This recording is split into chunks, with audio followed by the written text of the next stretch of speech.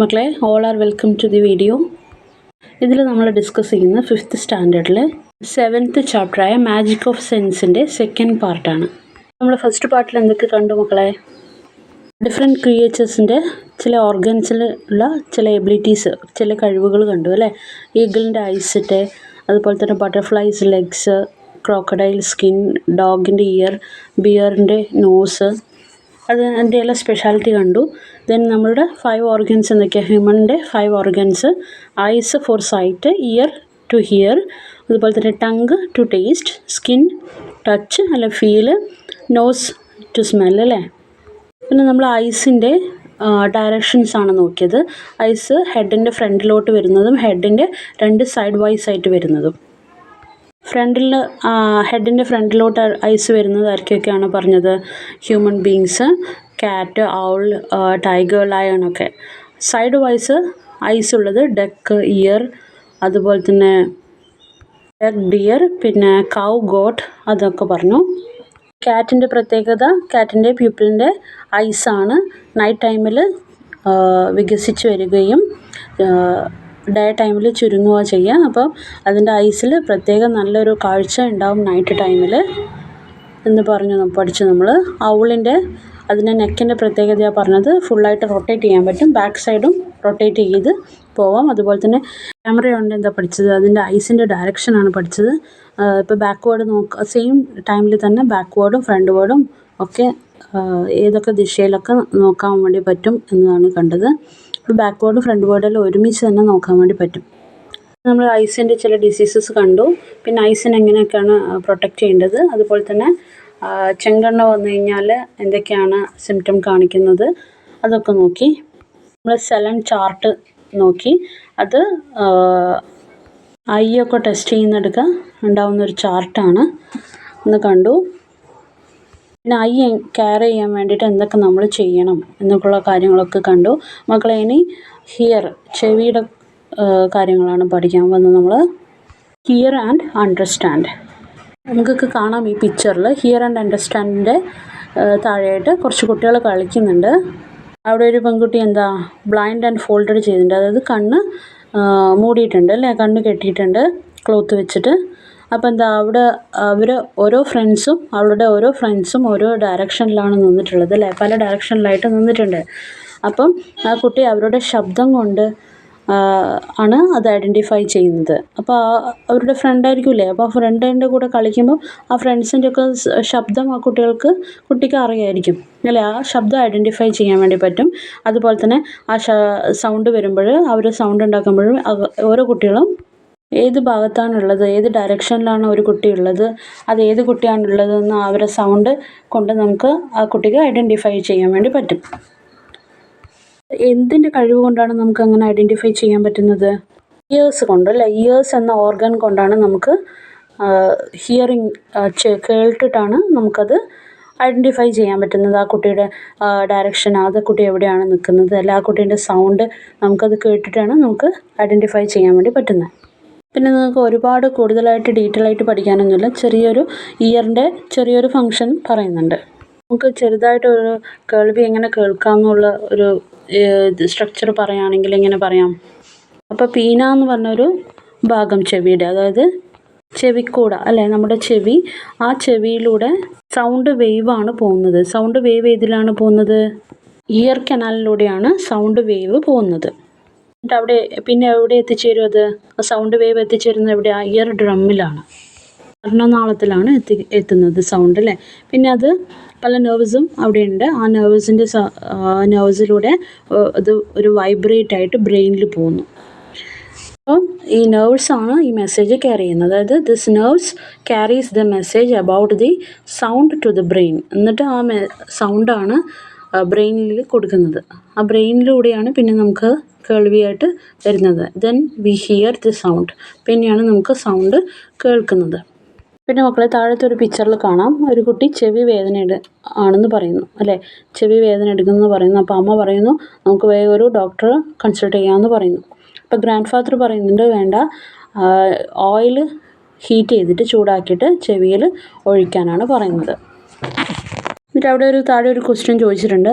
This is the grandfather advice is correct? Grandfather advice ചെയ്തത് കറക്റ്റാണോ? അപ്പോൾ answer എന്താ? ഗ്രാൻഡ് ഫാദർ അഡ്വൈസ് ചെയ്തത് കറക്റ്റ് അല്ല. The grandfather's advice is not correct. അപ്പോൾ ഇവിടെ നിന്ന് എന്താ മനസ്സിലാക്കേണ്ട മക്കളെ? ചെവിയിൽ നമ്മൾ വേണ്ടാത്ത ഒരു സാധനം ഇടാൻ വേണ്ടി പാടില്ല. നമുക്കത് പിന്നീട് അസുഖം ഉണ്ടാക്കും. അതുപോലെ തന്നെ എന്തെങ്കിലും ഉണ്ടെങ്കിൽ ഡോക്ടറെ കൺസൾട്ട് ചെയ്തിട്ട് ഡോക്ടറെ അഡ്വൈസ് പ്രകാരമാണ് നമ്മൾ മെഡിസിനൊക്കെ കഴിക്കേണ്ടത്, ചെവിയിലൊക്കെ മരുന്ന് കുറ്റിക്കേണ്ടത് അല്ലേ. ഇനി മക്കളെ, ഇയർ പ്രൊട്ടക്റ്റ് ചെയ്യാൻ വേണ്ടിയിട്ട് നമ്മൾ എന്തൊക്കെ കാര്യങ്ങൾ ചെയ്യണം? What should be we do to protect our ears? എന്തൊക്കെ കാര്യങ്ങൾ നമ്മൾ ചെയ്യാൻ പറ്റില്ല ഇയർ പ്രൊട്ടക്റ്റ് ചെയ്യേണ്ടിക്കല്ലേ?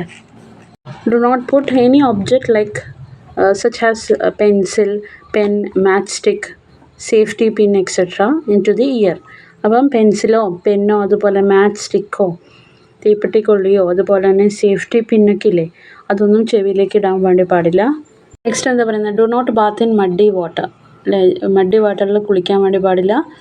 Do not put oil or water in the ear. എന്താ പറയുന്നത്? ഒരു ഓയിലോ വാട്ടറോ അതുപോലെ തന്നെ ഒരു ദ്രാവകങ്ങളോ ചെവിയിലേക്ക് ഒഴിക്കാൻ വേണ്ടി പാടില്ല. അതുപോലെ തന്നെ do not put pointed object in the ear. നല്ല മൂർച്ചയുള്ള സാധനങ്ങളൊന്നും ചെവിക്കകത്തിടാൻ വേണ്ടി പാടില്ല. ഇതൊക്കെ കാര്യങ്ങൾ. Do not put pencil, pen or match stick, safety pin like that into the ear. Do not hear loud noise continuously. Continuous ആയിട്ട് loud noise കേൾക്കാൻ വേണ്ടി പാടില്ല. Do not put or pour water, other liquids or oil something into the ear. Do not put or pour. Then do not put pointed object in the ear. Next topic പറയുന്നത് hearing aid ആണ്. Hearing aid എന്ന് പറഞ്ഞു കഴിഞ്ഞാൽ ചില ആൾക്കാർക്ക് hearing loss ഉണ്ടാവും. ചില people's സഫേഴ്സ് hearing loss. അപ്പോൾ കേൾവി കുറവുണ്ടാവും ചില ആൾക്കാർക്ക്. അത് അങ്ങനെയുള്ള പോരായ്മകൾ വരുമ്പോൾ യൂസ് ചെയ്യുന്നതാണ് പല ഹിയറിംഗ് എയ്ഡ്സ്. അതുപോലെ തന്നെ മോഡേൺ ഹിയറിംഗ് എയ്ഡ്സ് എന്ന് പറഞ്ഞിട്ട് ഒരുപാട് രീതികളിൽ വന്നിട്ടുണ്ട്. BTE എന്ന് പറയും, ബിഹൈൻഡ് ദി ഇയർ. RITE പറയുന്നത് reserve the year, in the year. അതുപോലെ തന്നെ ITE in the year, in the canal. ITC, IIC visible in the canal എന്നൊക്കെ പറഞ്ഞിട്ടുള്ള ഡിവൈസസിൻ്റെ പേരുകളാണ് ഈ പറഞ്ഞത്. അപ്പോൾ ഇങ്ങനെയുള്ള ഹിയറിംഗ് എയ്ഡ്സുകളുണ്ട്. മോഡേൺലി വന്നതൊക്കെയാണ് ഇതൊക്കെ. ജസ്റ്റ് അതോടെ പഠിക്കാനൊന്നും ഇല്ല ടെക്സ്റ്റ് ബുക്കിൽ, ജസ്റ്റ് ഒരു ഇൻഫർമേഷനായിട്ട് പറഞ്ഞതാണ് മാത്രം. ഹിയറിംഗ് എയ്ഡ്സ് കൊണ്ട് എന്താണ് ഉദ്ദേശിക്കുന്നത്? സൗണ്ടിൻ്റെ വോളിയം ഇൻക്രീസ് ചെയ്യിപ്പിക്കും. Increases the volume of the sound. അതുപോലെ തന്നെ increases the quality of the sound. സൗണ്ടിൻ്റെ ക്വാളിറ്റി ഇൻക്രീസ് ചെയ്യിപ്പിക്കും. അതുപോലെ തന്നെ സൗണ്ടിൻ്റെ വോളിയം ഇൻക്രീസ് ആക്കും. അപ്പോൾ രണ്ട് ഇൻക്രീസാണ് വരുന്നത്. എന്തൊക്കെയാണ്? സൗണ്ടിൻ്റെ വോളിയം ഇൻക്രീസ് ചെയ്യിപ്പിക്കും, അതുപോലെ തന്നെ ക്വാളിറ്റി ഓഫ് ദി സൗണ്ടും ഇൻക്രീസ് ചെയ്യിപ്പിക്കും. ഇതാണ് ഹിയറിംഗ് എയ്ഡ് കൊണ്ടുള്ള അഡ്വാൻറ്റേജസ്. ഇനി പറയുന്ന മക്കളെ, കോക്ലിയർ ഇമ്പാക്റ്റ് സർജറി. അത് ജസ്റ്റ് ഒരു അണ്ടർസ്റ്റാൻഡ് ചെയ്യാൻ വേണ്ടി, മനസ്സിലാക്കാൻ വേണ്ടി മാത്രം പറയുന്നതെന്നുള്ളൂ. അതൊരു നമ്മൾ ഇയറിൽ ചെയ്യുന്ന ഒരു സർജറിയാണ്. അതുപോലെ തന്നെ ജന്മനാൽ ശേഷി ലോസ് ചെയ്ത ആൾക്കാരുണ്ടാവുമല്ലോ, നഷ്ടപ്പെട്ട ആൾക്കാരുണ്ടാവും കേൾവി, അവർക്ക് ചെയ്യുന്നൊരു സർജറിയാണിത്. ആ സർജറിയുടെ പേരാണ് കോക്ലിയർ ഇമ്പാക്റ്റ് സർജറി. നെക്സ്റ്റ് എന്താ മക്കളെ? Recognising the smell. മണം അറിയാൻ അല്ലേ. ഇവിടെ 2 കുട്ടികളുണ്ട്. ആ കുട്ടികൾ, ഒരു കുട്ടി പറയുന്നുണ്ട് നല്ല സ്മെല്ല് എന്ന് പറയുന്നുണ്ട്. ഒരു കുട്ടി പറയുന്നു എനിക്ക് സ്മെല്ല് ചെയ്യാൻ വേണ്ടി പറ്റുന്നില്ല ബിക്കോസ് എനിക്ക് കോൾഡാണെന്ന് പറയുന്നുണ്ട്. ഇവിടെ കൂടുതൽ ഡീപ്പായിട്ട് നിങ്ങൾക്ക് പഠിക്കാനില്ല, ജസ്റ്റ് ഒന്ന് മനസ്സിലാക്കുക ടോപ്പിക്കിനെ കുറിച്ചിട്ട്. അത്ര മാത്രമേ ടെക്സ്റ്റ് ബുക്കിലും പറയുന്നുള്ളൂ. നമ്മൾക്ക് കോൾഡൊക്കെ വന്നു കഴിഞ്ഞാൽ മൂക്ക് മുഴുവനും അടഞ്ഞിട്ട് അധികം സ്മെല്ലൊന്നും നമുക്ക് എടുക്കാൻ വേണ്ടി പറ്റത്തില്ല. അത് എന്തുകൊണ്ടാണെന്ന് വെച്ചാൽ സെക്രിയേഷൻ എന്ന് പറയുന്നത് കൂടുതലായിട്ട് പ്രൊഡ്യൂസ് ചെയ്യും നമ്മളെ നോസിൽ. അതുകൊണ്ട് നമ്മളെ മൂക്ക് അടഞ്ഞിട്ടുണ്ടാവും. അടയുമ്പോഴും നമ്മളെ മൂക്കിൻ്റെ അകത്തേക്ക് പോകുന്ന സ്മെല്ല് ചെയ്യേണ്ട പാർട്ടിക്കിൾസ് ഒന്നും മൂക്കിൻ്റെ അകത്തേക്ക് പോവാതെ അവിടെ ബ്ലോക്ക് ചെയ്തിട്ടുണ്ടാവും. നമുക്ക് മറ്റ് സ്മെല്ലൊന്നും അറിയാൻ വേണ്ടി പറ്റില്ല. സെക്രിയേഷൻസ് കൂടുമ്പോഴാണ്, കോൾഡ് വരുമ്പോൾ നമുക്ക് സ്മെല്ല് കൂടുതൽ അറിയാൻ വേണ്ടി പറ്റാത്തത്. സെക്രീഷൻസ് എന്ന് പറഞ്ഞു കഴിഞ്ഞാൽ നമ്മൾ നോസിൽ ഡ്രൈ ആയിരിക്കില്ല, എപ്പോഴും ഒരു വെറ്റ്നെസ് ഉണ്ടാവും. അതുപോലെ തന്നെ ചെറിയ ചെറിയ രോമങ്ങളൊക്കെ ഹെയറൊക്കെ ഉണ്ടാവും. അതൊക്കെ ഈ ഡസ്റ്റ് മൂക്കിൻ്റെ അകത്തേക്ക് പോകുന്നത് തടയുകയും അതിൽ നിന്ന് രോഗാണുക്കളൊന്നും വരാതിരിക്കുകയും ചെയ്യുന്നു. അപ്പം നമ്മളെ മൂക്കിൽ വെറ്റ്നെസ് എപ്പോഴും ഉണ്ടാവും. അതുപോലെ തന്നെ ഈ ചെറിയ ചെറിയ ഹെയർസ് ഒന്നും ഇല്ലെങ്കിൽ നമുക്ക് പെട്ടെന്ന് വൈറസ് ഇൻഫെക്ഷനൊക്കെ ഉണ്ടാവും, വൈറസ് ഇൻഫെക്ഷൻസൊക്കെ ഉണ്ടാവും, പല രോഗങ്ങളും ഉണ്ടാവും. അപ്പോൾ ഇതിൽ നിന്നൊക്കെ പ്രൊട്ടക്റ്റ് ചെയ്യുന്നതാണ് നമ്മൾ സെക്രിയേഷൻസ്. അപ്പം നമ്മൾ നോസിൽ മ്യൂക്കസ് എന്ന MUCUS മ്യൂക്കസ് എന്ന ഇതാണ് ഫങ്ഷൻ ചെയ്യുന്നത്. ഡസ്റ്റും, അതായത് മ്യൂക്കസ് എന്നത് ഫങ്ഷൻ ചെയ്യുന്നതെന്ന് വെച്ച് കഴിഞ്ഞാൽ നമ്മൾ നോസിലേക്ക് പോകുന്ന ഡസ്റ്റ് പാർട്ടിക്കിൾസ് എല്ലാം ബ്ലോക്ക് ചെയ്ത് വെക്കും. അത് നോസിലേക്ക് എൻ്റർ ചെയ്യാൻ വേണ്ടിയിട്ട് വിടത്തില്ല, അത് ബ്ലോക്ക് ചെയ്ത് വെക്കുകയാണ് ചെയ്യുന്നത്. അപ്പോൾ നമ്മൾ ഇത്രയും മനസ്സിലാക്കണ്ടു. നമ്മൾ നോസ് എപ്പോഴും വെറ്റ് ആയിരിക്കും, ഡ്രൈ ആയിരിക്കില്ല.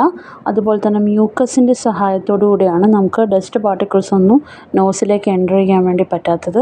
അതുപോലെ തന്നെ കോൾഡ് വന്നു കഴിഞ്ഞാൽ നമ്മൾ സെക്രിയേഷൻസ് കൂടുതൽ ഉണ്ടാവുകയും നോസ് മൊത്തമായിട്ട് ബ്ലോക്ക് ആവുകയും ചെയ്യും. അപ്പം സ്മെല്ല് അറിയാൻ വേണ്ടി പറ്റത്തില്ല.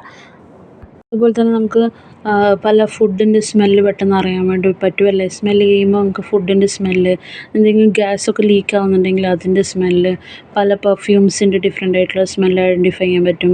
ചില ഫ്ലവേഴ്സിൻ്റെ സ്മെല്ല്. അപ്പോൾ നമുക്ക് ഇതൊക്കെ ചെയ്യാൻ പറ്റുന്നത് എങ്ങനെയാണ്? നോസിൻ്റെ ഇതുകൊണ്ട്, അല്ല നോസ് എന്ന ഓർഗനിൽ ഇവിടെ നമ്മൾ സ്മെല്ല് ചെയ്യുമ്പോഴാണ് നമുക്കിതൊക്കെ ഐഡൻറ്റിഫൈ ചെയ്യാൻ വേണ്ടി പറ്റുന്നത്. നിങ്ങൾക്ക് 5th സ്റ്റാൻഡേർഡിൽ കൂടുതൽ എക്സ്പ്ലനേഷനായിട്ട് പഠിക്കാനില്ല, ചെറിയൊരു ടോപ്പിക്ക് മാത്രമേ ഉള്ളൂ. ഇനി എന്താ പറയുന്നത്, നോസ് നമ്മൾ പ്രൊട്ടക്റ്റ് ചെയ്യാൻ വേണ്ടിയിട്ട് എന്തൊക്കെ കാര്യങ്ങൾ നമ്മൾ ചെയ്യണം? നമ്മൾ ഇയർ കെയർ ചെയ്യാൻ വേണ്ടിയിട്ട്, ഇയർ പ്രൊട്ടക്റ്റ് ചെയ്യാൻ വേണ്ടിയിട്ട് എന്തൊക്കെ കാര്യങ്ങൾ പറഞ്ഞു, അതേപോലെ തന്നെ ഏകദേശം വേണ്ടാത്ത ഒബ്ജക്ട്സ് ഒന്നും മൂക്കിൻ്റെ അകത്തേക്ക് ഇടാൻ വേണ്ടി പാടില്ല. അതുപോലെ തന്നെ do not blow on nose forcefully, അതായത് മൂക്ക് ശക്തമായി ചീറ്റാൻ വേണ്ടി പാടില്ല. അതുപോലെ തന്നെ ഡസ്റ്റ് പാർട്ടിക്കിൾസ് കൂടുതലുള്ള സ്ഥലത്ത് നമ്മൾ മാസ്ക് എപ്പോഴും യൂസ് ചെയ്യുക. Use mask in area having high dust particles. അതുപോലെ തന്നെ മെയിൻറ്റെയിൻ ഹൈജീൻ, ശുചിത്വം പാലിക്കുക. കൃത്യമായിട്ട് യാതൊരു വിധ വസ്തുക്കളും മൂക്കിലകത്തേക്ക് ഇടാൻ വേണ്ടി പാടില്ല. ഇവിടെ നമുക്ക് കോൾഡൊക്കെ വന്നു കഴിഞ്ഞാൽ നമ്മൾ എന്തൊക്കെയാണ് ശ്രദ്ധിക്കേണ്ട കാര്യങ്ങൾ? നമ്മൾ യൂസ് ചെയ്ത ഹാങ്കർചീഫ്സൊക്കെ കൃത്യമായ സ്ഥലത്ത് പ്രോപ്പർലി ഡിസ്പോസ് ചെയ്യുക. അതുപോലെ തന്നെ കൃത്യമായ ഒരു സ്ഥലത്ത് തന്നെ വെക്കുക, അവിടെ ഇവിടെയൊക്കെ കളയാതെ. അതുപോലെ തന്നെ മറ്റുള്ളവർക്ക് യൂസ് ചെയ്ത ഹാങ്കർചീഫ്സ് ഒന്നും യൂസ് ചെയ്യാതിരിക്കുക. ദെൻ നമ്മൾ മൗത്തും നോസൊക്കെ ഹാങ്കർചീഫ് കൊണ്ട്, നല്ല ഹാങ്കർചീഫായിട്ട് ക്ലീൻ ആയിട്ടുള്ള ഹാങ്കർചീഫ് കൊണ്ട് കവർ ചെയ്യുക. അങ്ങനെയൊക്കെ ചെയ്യുക അല്ലേ. അതുപോലെ നമുക്ക് മറ്റൊരാൾക്കൊന്നും കോൾഡ് വരാതിരിക്കാനും നമ്മൾ ഇതൊക്കെ സൂക്ഷിക്കണം അല്ലേ. ഹാൻഡ്സൊക്കെ ഫ്രീക്വൻ്റായിട്ട് വാഷ് ചെയ്യുക. പിന്നെ കൂടുതൽ ഡസ്റ്റ് പാർട്ടിക്കിൾസ് ഉള്ള സ്ഥലത്ത് നമ്മൾ മാസ്ക് യൂസ് ചെയ്യുക. ഇങ്ങനെയുള്ള കാര്യങ്ങളൊക്കെ നമുക്ക് ചെയ്യാൻ വേണ്ടി പറ്റും. ഇനി സച്ച് എ ഗ്രേറ്റ് ടേസ്റ്റിനെ കുറിച്ചിട്ടാണ് നമ്മൾ പഠിക്കുന്നത്. ഇനി ഇവിടെ എന്താ ക്വസ്റ്റ്യൻ ചോദിച്ചിട്ടുള്ള മക്കളെ, did you see the different items of food നമ്മൾ കണ്ടില്ലേ? ഇലയിൽ ഒരുപാട് ഫുഡ് ഐറ്റംസ് കൊടുത്തിട്ടുണ്ട് അല്ലേ. അതിനൊക്കെ സെയിം ടേസ്റ്റാണോ? അല്ല, ഡിഫറെൻറ്റ് ടേസ്റ്റാണ് ഓരോ ഫുഡിനും അല്ലേ. ഓരോ ഫുഡിനും അതിൻ്റേതായ ഓൺ ടേസ്റ്റ് ഉണ്ട് അല്ലേ. അതിൻ്റേതായ ഓരോ ടേസ്റ്റ് ഡിഫറെൻ്റ് ആയിട്ടുണ്ട്. അപ്പോൾ ഡിഫറെൻ്റ് ആയിട്ടുള്ള ടേസ്റ്റുകളാണ് ഓരോ ഫുഡിനുള്ളത്. അതുപോലെ തന്നെ നമ്മൾ ഫുഡിൻ്റെ ആ ഒരു ടേസ്റ്റ് കിട്ടണമെങ്കിൽ എന്ത് ചെയ്യണം? നന്നായിട്ട് ചവച്ച് ച്യൂ ചെയ്ത്, അതുപോലെ തന്നെ നമ്മൾ സലൈവയും ഫുഡും ഒക്കെ മിക്സായിട്ട് വരുമ്പോഴാണ് അതിൻ്റെ ടേസ്റ്റ് അറിയുന്നതും, എന്നിട്ടാണ് നമ്മൾ അത് ഫുഡ് കഴിക്കുന്നത് അല്ലേ. അപ്പോൾ ടേസ്റ്റ് ബഡ്സിൻ്റെ സഹായത്തോടു കൂടിയാണ് നമ്മൾ ഫുഡിലുള്ള പല ടേസ്റ്റുകളും അറിയുന്നത്. നമുക്കറിയാം പലവിധ ടേസ്റ്റുകളുണ്ട്. സോൾട്ടി ഉണ്ട്, ഷുഗറുണ്ട്, ബിറ്ററുണ്ട്, സോറുണ്ട്. അപ്പം ഇങ്ങനെയുള്ള ഓരോ ടേസ്റ്റുകളും നമ്മൾ അറിയുന്നത് എങ്ങനെയാണ്? ടേസ്റ്റ് ബഡ്സിൻ്റെ ഹെൽപ്പോടു കൂടിയാണ്. അപ്പം നമുക്ക് ഒരു ഫുഡ് കിട്ടിക്കഴിഞ്ഞാൽ ആ ഫുഡും സലൈവയും കൂടി മിക്സ് ചെയ്യും. നമുക്ക് ടേസ്റ്റ് ബഡ്സിൻ്റെ സഹായത്തോടു കൂടി ആ ഫുഡിന് ഏത് ടേസ്റ്റാണെന്ന് നമുക്ക് അറിയാൻ വേണ്ടി പറ്റും. അങ്ങനെയാണ് നമ്മൾ ഫുഡ് കഴിക്കുന്നത്, അതിൻ്റെ രുചി അറിയുന്നത് അല്ലേ. പിന്നെ മക്കളെ, നമ്മൾ ഫുഡിൽ എന്തൊക്കെ വിധ ടേസ്റ്റുകളാണുള്ളത്? സോൾട്ടി ആവാം. സോൾട്ടി എന്ന് പറഞ്ഞാൽ എന്താ? ഉപ്പ് രുചി അല്ലേ. പിന്നെ ഷുഗർ മധുരമായിട്ട്. പിന്നെ പുളി ടേസ്റ്റ് ഉണ്ടാവും അല്ലേ, സോർ ടേസ്റ്റ് ഉണ്ടാവും. ബിറ്റർ ടേസ്റ്റ് എന്ന് പറഞ്ഞാൽ എന്താ? കയ്പ്പ് ഉണ്ടാവും.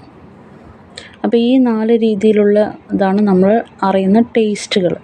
ഇനി നമുക്ക് ചൂടുണ്ടാവുന്നതും തണുപ്പ് കോൾഡ് വാട്ടർ കുടിക്കുമ്പോൾ തണുപ്പ് കിട്ടുന്നതും ഹോട്ട് വാട്ടർ കുടിക്കുമ്പോഴൊക്കെ എക്സാമ്പിൾ പറയുകയാണെങ്കിൽ ഹോട്ട് വാട്ടർ കുടിക്കുമ്പോൾ ഹോട്ട് കിട്ടുന്നതും അതുപോലെ തന്നെ എരിവുള്ള സാധനങ്ങൾ കഴിക്കുമ്പോൾ നമുക്ക് സ്പൈസി ആവുന്നതൊക്കെ ടേസ്റ്റിൽ വരുന്ന ഈ 4 വരുന്നതല്ല, അതൊരു ഫീല് മാത്രമാണ്.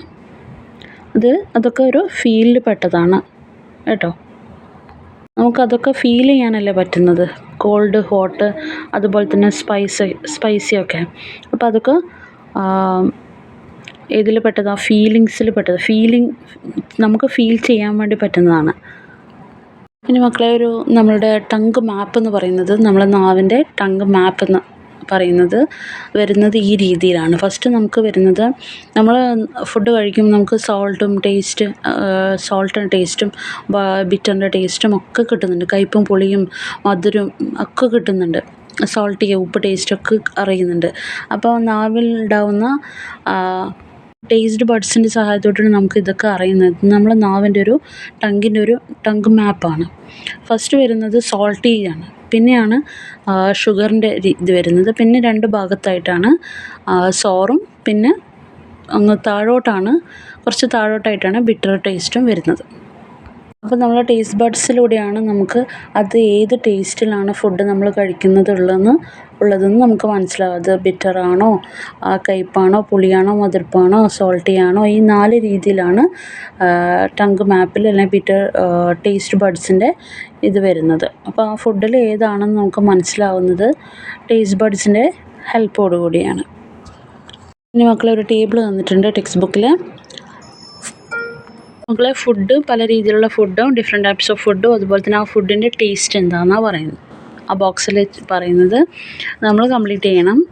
എന്താ ഫസ്റ്റ് പറയുന്നത്, ലൈം പിക്കിൾ എന്താ, സോർ ടേസ്റ്റാണ്. അതുപോലെ തന്നെ മാംഗോ സ്വീറ്റാണ് അല്ലേ, മധുരമാണ്. അതുപോലെ തന്നെ ബിറ്റർ ഗോഡ് കയ്പ്പാണ്. ഷുഗർ കെയിൻ മധുരമാണ്. സോൾട്ടി ബിസ്ക്കറ്റൊക്കെ എന്താ, ഉപ്പ് ടേസ്റ്റ് വരുന്നത് അല്ലേ, സോൾട്ടി ബിസ്ക്കറ്റ്. അതുപോലെ തന്നെ ടെർമറിൻ എന്താ, പുളി, സോർ ടേസ്റ്റാണ്. അതുപോലെ തന്നെ ഡ്രൈ ആയിട്ടുള്ള സോൾട്ടി ആയിട്ടുള്ള ഫിഷ്, അത് ഉണക്കമീനൊക്കെ ഇല്ലേ, അതൊക്കെ എന്താ, സോൾട്ടി ടേസ്റ്റാണ് കൂടുതൽ അതിൽ വരുന്നത് അല്ലേ. ചോദിക്കുന്നത്, does the tongue helps only in ടേസ്റ്റിങ്ങിന് മാത്രമാണോ ടങ് ഹെൽപ്പ് ചെയ്യുന്നത്? അല്ല, നമ്മൾ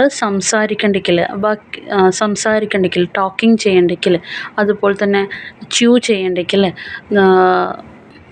അതുപോലെ തന്നെ മൗത്ത് ക്ലീൻ ചെയ്യാൻ വേണ്ടിയിട്ടൊക്കെ ടങ്കിൻ്റെ ഹെൽപ്പ് വേണം. അപ്പം അതർ ഫങ്ഷൻസ് എന്തൊക്കെയാണെന്ന് ചോദിക്കുന്നത്, നമുക്ക് എന്തൊക്കെ പറയാം, ടോക്കിംഗ്, ച്യൂയിങ്, അതുപോലെ തന്നെ cleaning the mouth.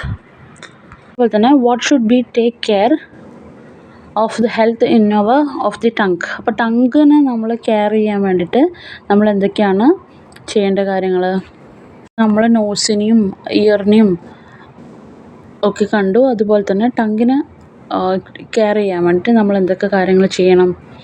Do not eat extremely hot or cold food. നല്ല തണുത്ത ഫുഡും നല്ല കോൾഡായിട്ടുള്ള ഫുഡൊക്കെ കഴിക്കുമ്പം അത് ടങ്കിനെ എഫക്റ്റ് ചെയ്യും. അതുപോലെ തന്നെ നമ്മൾ ടങ് ക്ലീനറൊക്കെ വെച്ചിട്ട് നമ്മൾ ടങ്ക് ക്ലീൻ ചെയ്യില്ലേ, അത് ഫോഴ്സായിട്ട് ചെയ്യാൻ പാടില്ല, ഫോഴ്സ്ഫുള്ളായിട്ട് ചെയ്യാൻ പറ്റില്ല, ബലം പിടിച്ചിട്ട് ചെയ്യാൻ വേണ്ടി പാടില്ല. നമ്മൾ ടങ്കൊക്കെ ക്ലീൻ ചെയ്യുമ്പം ബലം പിടിച്ചിട്ട് ചെയ്യാൻ പാടില്ല, ചെറുതായിട്ട് ചെയ്യാനേ പാടുള്ളൂ. നമ്മൾ ഫോഴ്സ്ഫുള്ളായിട്ട് ചെയ്യുമ്പോൾ നമ്മളെ ടേസ്റ്റ് ബഡ്സിന് അത് എഫക്റ്റ് ചെയ്യും. ഇനി മക്കളെ നെക്സ്റ്റ് ടോപ്പിക് എന്ന് പറയുന്നത് ടച്ച് ആൻഡ് അണ്ടർസ്റ്റാൻഡ് ആണ്. നമ്മളെ സ്കിന്ന്, നമ്മളെ ബോഡി മുഴുവനും കവർ ചെയ്തിട്ടുള്ളത് ഇതിനെ കൊണ്ടാണ്, സ്കിന്നിനെ കൊണ്ടാണ്. Skin is the organ of touch. ഇപ്പോൾ സ്കിന്നെന്ന് പറയുന്നത് ഓർഗൻ ആണ്, സ്കിന്നെന്ന് പറയുന്ന ഒരു ഓർഗനാണ്. ഇറ്റ്സ് ടു ടച്ച്, അല്ലെങ്കിൽ നമ്മളെ സ്കിന്നിലൂടെയാണ് നമുക്ക് നമ്മൾ ടച്ച് ചെയ്യുമ്പോഴും ഫീൽ ചെയ്യുമ്പോഴൊക്കെ നമുക്ക് അറിയുന്നത്. അതുപോലെ തന്നെ സ്കിന്നാണ് ലാർജസ്റ്റ് ഓർഗൻ ഇൻ ദി ബോഡിയിലുള്ള ലാർജസ്റ്റ് ഓർഗൻ എന്ന് പറയുന്നതും സ്കിന്നാണ്. അതുപോലെ തന്നെ നമുക്ക് സ്കിന്നിലൂടെയാണ് ഈ ഇൻഫർമേഷനൊക്കെ അറിയുന്നത് അല്ലേ. ഇൻഫർമേഷൻ ഏതൊക്കെയാണെന്ന് പറയുന്നത് വെച്ചാൽ, അതായത് ഈ കാര്യങ്ങളിലൂടെയൊക്കെയാണ് നമുക്ക് സ്കിന്നിലൂടെ അറിയാൻ വേണ്ടി പറ്റുന്നത്. ചൂട്, തണുപ്പ്, അതുപോലെ തന്നെ എന്തെങ്കിലും പെയിൻ, എവിടെയെങ്കിലും കയ്യോ കാലൊക്കെ തട്ടി നമ്മൾ പെട്ടെന്ന് അറിയുന്നത് സ്കിന്നിലൂടെയാണ് അല്ലേ. അതുപോലെ തന്നെ പ്രഷർ, ടച്ച്, എന്തൊക്കെ പറയാം, touch, cold, pain, heat, pressure അതൊക്കെ പറയാൻ വേണ്ടി പറ്റും. നമ്മൾ ഓർമ്മിച്ചിരിക്കേണ്ട കാര്യം largest organ in the body സ്കിന്നാണ്. പിന്നെ നമ്മുടെ ബോഡിയിലുള്ള വേസ്റ്റൊക്കെ സ്വെറ്റായിട്ടാണ്, വേർപ്പിലൂടെയാണ് പുറത്തേക്ക് തള്ളിപ്പോകുന്നത്. ഇവിടെ പിക്ചറിൽ ഒരുപാട് സാധനങ്ങൾ ടേബിളിന് മുകളിൽ വെച്ചിട്ടുണ്ട്. ആ കുട്ടി കണ്ണ് ക്ലോത്ത് വെച്ചിട്ട് കെട്ടിയിട്ടുണ്ട്. അപ്പം ടച്ച് ചെയ്തിട്ടാണ്, അതൊക്കെ തൊട്ടിട്ടാണ് അറിയുന്നത് എന്തൊക്കെ സാധനങ്ങളാണെന്ന്. അപ്പോൾ ഇതേപോലുള്ള ആക്ടിവിറ്റീസ് നിങ്ങളും ക്ലാസ് റൂമിൽ ചെയ്ത് നോക്കാനാണ് പറഞ്ഞിട്ടുള്ളത്. അവിടെ പല ഒബ്ജക്ട്സ് വെച്ചിട്ടുണ്ട്. എന്തൊക്കെ ബോള്, ബീഡ്സ്, ഡിഫറെൻറ്റ് ഷേപ്സ്, അതുപോലെ തന്നെ ഗ്ലാസ് ഓഫ് കോൾഡ് വാട്ടർ ഉണ്ട്, അതുപോലെ തന്നെ റഫായിട്ടുള്ള സ്റ്റോൺസ്. അപ്പം ഈ ടേബിളിൽ വെച്ചതൊക്കെ കുട്ടിയെ ഐഡൻറ്റിഫൈ ചെയ്യണം. മക്കളെ, അത് നമ്മൾ നേരത്തെയൊക്കെ കണ്ടതുപോലെ തന്നെ സ്കിന്ന് പ്രൊട്ടക്റ്റ് ചെയ്യാൻ വേണ്ടിയിട്ട് എന്തൊക്കെ കാര്യങ്ങൾ ചെയ്യണം. നോസൊക്കെ കണ്ടില്ലേ, അതുപോലെ തന്നെ സ്കിന്ന് പ്രൊട്ടക്റ്റ് ചെയ്യാൻ വേണ്ടിയിട്ട് എന്തൊക്കെ കാര്യങ്ങൾ ചെയ്യണം. നമ്മൾ ധാരാളം വെള്ളം കുടിക്കണം, ഡ്രിങ്ക് ഇനഫ് വാട്ടർ. അതുപോലെ തന്നെ കുറേ സൺലൈറ്റ് കൊള്ളുന്നത് നല്ലതല്ല. അതുപോലെ തന്നെ ജെൻറ്റിലായിട്ടുള്ള നേച്ചുറലായിട്ടുള്ള സോപ്സ് യൂസ് ചെയ്യുക. അതുപോലെ തന്നെ നന്നായിട്ട് ഉറങ്ങുക, ഇനഫായിട്ടുള്ള സ്ലീപ്പ് ഉണ്ടായിരിക്കണം നമുക്ക്. അതുപോലെ തന്നെ കൂടുതൽ ഫ്രൂട്ട്സും നല്ല വെജിറ്റബിൾസ് ലീഫി ആയിട്ടുള്ള വെജിറ്റബിൾസ് കഴിക്കുക. ഇതൊക്കെയാണ് നമ്മൾ ടേക്ക് കെയർ ചെയ്യേണ്ടത്. സ്കിന്നിന് ടേക്ക് കെയർ ചെയ്യാൻ വേണ്ടി സ്കിന്ന് എപ്പോഴും ക്ലീൻ ആയിരിക്കണം. ഇതിന് സഫിഷ്യൻ്റ് ആയിട്ടുള്ള വെള്ളം കുടിക്കുക, ലീഫി ആയിട്ടുള്ള വെജിറ്റബിൾസ് കഴിക്കുക, നല്ല ഫ്രൂട്ട്സ് കഴിക്കണം. അതുപോലെ തന്നെ ഒരുപാട് ടൈം വെയിൽ കൊള്ളാതിരിക്കുക. നല്ല ഡീപ്പ് സ്ലീപ്പ് ഉണ്ടായിരിക്കണം. നമുക്ക് ബോഡിക്ക് സ്കിന്നിന് പറ്റാത്ത സോപ്സും അതർ ഡിറ്റർജൻസും അതർ ഷാംപൂസും അങ്ങനത്തെ ഒന്നും യൂസ് ചെയ്യാതിരിക്കുക. ഇതൊക്കെയാണ് നമ്മൾ സ്കിന്നിനെ പ്രൊട്ടക്റ്റ് ചെയ്യാൻ വേണ്ടി ചെയ്യുന്ന കാര്യം. അതുപോലെ തന്നെ നമ്മൾ ബോഡിയിലുള്ള ടെമ്പറേച്ചർ കൺട്രോൾ ചെയ്യുന്നതൊക്കെ സ്കിന്നാണ്. അപ്പോൾ മക്കളെ, നമ്മൾ സെക്കൻഡ് പാർട്ടിൽ, ഈ ചാപ്റ്ററിൻ്റെ സെക്കൻഡ് പാർട്ടിൽ പഠിച്ചത് ഹിയറിനെ കുറിച്ചിട്ടല്ലേ. ഇയറിലൂടെയാണ് നമ്മൾ ഹിയർ ചെയ്യുന്നത്, ചെവിയിലൂടെയാണ് നമ്മൾ കേൾക്കുന്നത് അല്ലേ. അതുപോലെ തന്നെ അതിൽ എന്തൊക്കെ കാര്യങ്ങൾ ചെയ്യാൻ പാടില്ല, ഇയറിൽ എന്തൊക്കെ കാര്യങ്ങൾ നമ്മൾ പ്രൊട്ടക്റ്റ് ചെയ്യാൻ വേണ്ടി ചെയ്യണം. പെൻസിൽസോ മാച്ച് സ്റ്റിക്ക്, സേഫ്റ്റി പിൻസ് അങ്ങനത്തെ ഒബ്ജക്ട്സ് ഒന്നും ചെവിയിലിടാൻ പാടില്ല. അതുപോലെ തന്നെ പോയിൻറ്റഡ് ആയിട്ടുള്ള ഒബ്ജക്ട്സ് ഒന്നും ചെവിയിലിടരുത്. വെള്ളവും മറ്റു ലിക്വിഡ്സൊന്നും ചെവിയിൽ ഒഴിക്കാൻ പാടില്ല, പോർ ചെയ്യാൻ പാടില്ല. അതുപോലെ തന്നെ കണ്ടിന്യൂസ് ആയിട്ടുള്ള വോയിസ് കേൾക്കാൻ പാടില്ല. അതുപോലെ തന്നെ ഹിയറിംഗ് എയ്ഡ്സ് നമ്മൾ കണ്ടു. ഹിയറിംഗ് എയ്ഡ്സ് കൊണ്ട് ഉദ്ദേശിക്കുന്നത് നമ്മൾ ജന്മനാല അല്ലെങ്കിൽ കേൾവി ലോസ് ഉള്ള ആൾക്കാർക്ക് അത് വോയിസ് സൗണ്ട് ക്ലാരിറ്റി ഉണ്ടാവാൻ, അല്ലെങ്കിൽ സൗണ്ട് ഇൻക്രീസ് ചെയ്യാൻ വേണ്ടിയിട്ട് യൂസ് ചെയ്യുന്നതാണ് ഹിയറിംഗ് എയ്ഡ്സ്. അതുപോലെ തന്നെയാണ് ഇനി സ്മെല്ലിൻ്റെ കാര്യം നമ്മൾ പഠിച്ചത്. സ്മെല്ല് നമ്മളെ നോസ് പ്രൊട്ടക്റ്റ് ചെയ്യാൻ വേണ്ടിയിട്ട് എന്തൊക്കെ കാര്യങ്ങൾ ചെയ്യണം. പോയിൻ്റുള്ള ഒബ്ജക്ട്സും അതുപോലെ തന്നെ വേണ്ടാത്ത ഒരു ഒബ്ജക്ട്സും നോസിലേക്ക് ഇടാൻ വേണ്ടി പാടില്ല. ഫോഴ്സ്ഫുള്ളായിട്ട് നമ്മൾ മൂക്ക് ചീറ്റാൻ വേണ്ടി പാടില്ല. അതുപോലെ തന്നെ ഹൈജീനായിട്ട് ഉണ്ടായിരിക്കണം, ഹൈജീൻ മെയിൻറ്റെയിൻ ചെയ്യാം. അതുപോലെ തന്നെ കൂടുതൽ ഡസ്റ്റ് പാർട്ടിക്കിൾസ് ഉള്ള സ്ഥലത്ത് നമ്മൾ മാസ്ക് വെയർ ചെയ്യുക. പിന്നെ നമ്മൾ ടേസ്റ്റിനെ കുറിച്ചിട്ടാണ് നോക്കിയത്. 4 രീതിയിലുള്ള ടേസ്റ്റ് ബഡ്സ് ആണുള്ളത് അല്ലേ. 4 രീതിയിലുള്ള ടേസ്റ്റ് ബഡ്സിനെ കുറിച്ചിട്ട് പറഞ്ഞു. എന്തൊക്കെയാണ്? സോൾട്ട്, ഉപ്പ് രുചി, അതുപോലെ തന്നെ മധുരം ഷുഗർ, സോർ ടേസ്റ്റ് പുളി, ബിറ്റർ കയ്പ്പാണ്. ഇനി എരിവ് ഇതൊക്കെ പറയുന്നത് കോൾഡ് ഹോട്ട് എന്നൊക്കെ പറയുന്നത് ഒരു ഫീലാണ്. ദെൻ നമ്മൾ ടങ്ക് മാപ്പിനെ കുറിച്ചിട്ട് നോക്കി. ഡിഫറെൻ്റ് ആയിട്ടുള്ള ഫുഡിന് ഡിഫറെൻറ്റ് ടേസ്റ്റാണ്.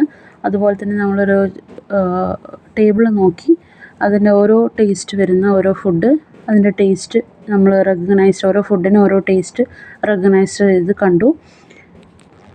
ഇനി ടോക്ക് ചെയ്യാനും സംസാരിക്കാനും മൗത്ത് ക്ലീൻ ചെയ്യാനും അതുപോലെ തന്നെ ചവക്കാനൊക്കെ ടങ്ക് യൂസ് ചെയ്യുന്നുണ്ടെന്ന് പറഞ്ഞു. ഇനി ടച്ച് നമ്മൾ ടച്ചിനെ കുറിച്ചിട്ട് പറഞ്ഞത് സ്കിന്നിൻ്റെയാണ്. സ്കിന്ന് നമ്മൾ ടേക്ക് കെയർ ചെയ്യണമെങ്കിൽ ധാരാളം വെള്ളം കുടിക്കണം. അതുപോലെ തന്നെ ലീഫി വെജിറ്റബിൾസ്, ഫ്രൂട്ട്സ് കഴിക്കുക.